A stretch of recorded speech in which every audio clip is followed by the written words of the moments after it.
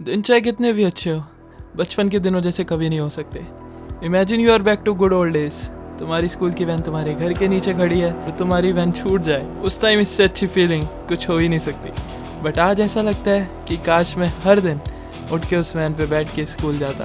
क्या पता था इतनी जल्दी स्कूल पूरा हो जाएगा। आज मैं उन्हीं बचपन में से छाट के कुछ ऐसे शोज की कॉन्स्पिरेसी थियरीज लाया हूँ जो तुम्हारी 2 दिन की नींद उड़ा सकती है। वो तुम अपने आप बाद में देख लेना। अभी अपने स्नैक्स लेके बैठ जाओ और एंजॉय करो। Let's start the video. Welcome back to another episode of random theories with Anni Kumar Bajewala. और आज I have some theories related to your favourite childhood shows.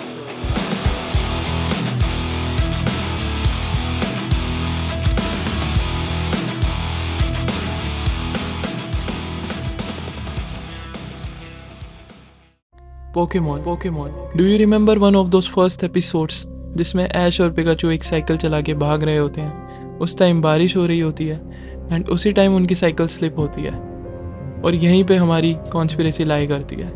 The conspiracy says जैसे ऐश और पिकाचू गिरते हैं, Ash got hit by a lightning जिसकी वजह से ऐश coma में चले जाता है। उसके आगे की पूरी कहानी बस एक सपना है ऐश का, जिसमें वो पोकेमॉन मास्टर बनने के एडवेंचर पे होता है एंड हो सकता है अब ऐश कभी भी ना उठे। Phineas and Ferb.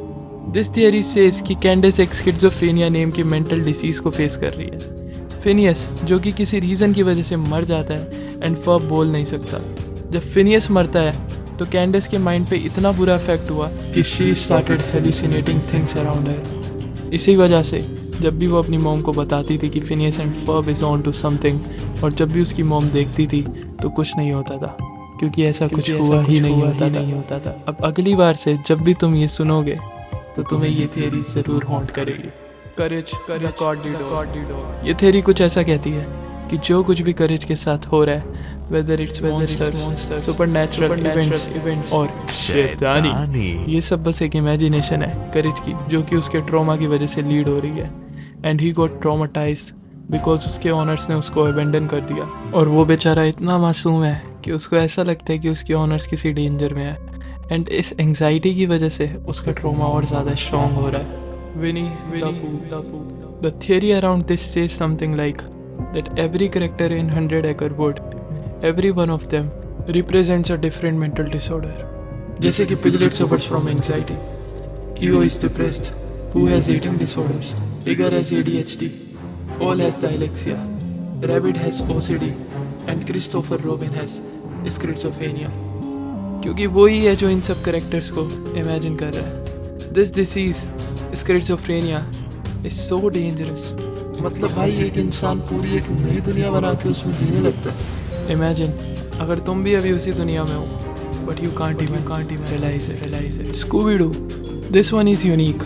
ये थियरी कहती है कि जितने भी क्राइम स्कूबी की गैंग सॉल्व करती है, वो क्राइम वो खुद ही करते हैं। शैगी और स्कूबी मास्टर है एक्टिंग में, और वो इतनी अच्छी एक्टिंग इसलिए करते हैं ताकि सारा सस्पिशन डाइवर्ट होकर मॉन्स्टर्स और भूतों की तरफ जाए। And this is how keep on committing crimes. Ben Ten के ऊपर मैंने एक पूरी डेडिकेटेड वीडियो बना रखी है, you can also check that out. फिलहाल दिस थ्योरी सेज कि ओमनीट्रेक्स एक जेल है जिसके अंदर बस एलियंस का डीएनए नहीं बल्कि उनकी सोल्स भी हैं। ये थियरी कुछ ऐसा कहती है कि ओमनीट्रेक्स सिर्फ बेंटन को एलियंस में कन्वर्ट नहीं करती, बल्कि बेंटेन को उन सोल्स का घर भी बनाती है। और जब बेंटेन ट्रांसफॉर्म होता है तो ओमनीट्रेक्स उन सोल को फोर्स करती है बेंटेन के अकॉर्डिंग काम करने को। मतलब सोल एलियंस की एंड माइंड बेंटेन का। थोड़ा और गहराई से समझोगे तो पता लगेगा कि बेंटेन अगर इन सोल्स का घर है, मतलब इफ़ वो सोल्स ओमनीट्रेक्स को ओवर पावर करके किसी दिन फ्री हो गई तो वो सारे एलियंस बेंटेन को पोजेस कर सकते हैं। जस्ट इमेजिन वन बॉडी को अगर इतनी सारी सोल पोजेस कर ले तो उसका क्या होगा। इडाटन जंप। मुझे ये शो इतना पसंद था कि इसको देख के मैंने अपनी साइकिल का नाम तक फ्लेम काइजर रख दिया था। थियरीज अराउंड इट सेज कि इडाटन jump is not only about bike racing. High speed bike refers to a ritual. ये एक रिचुअल फॉर्म ऑफ सेक्रीफाइस है जो एंशिएंट सुपरनेचुरल एंटिटीज़ को खुश करने के लिए होती है। जो भी पार्टिसिपेंट्स होते हैं इसके, they are not aware of this कि अननोइंगली वो खुद को ही सेक्रीफाइस कर रहे हैं in exchange of power and protection for their community. जाने से पहले बस यही कहूँगा कि बी अवेयर गाइस, क्या पता ये सब कुछ एक बनी बनाई दुनिया हो और हम सभी स्किज़ोफ्रेनिया से डील कर रहे हैं।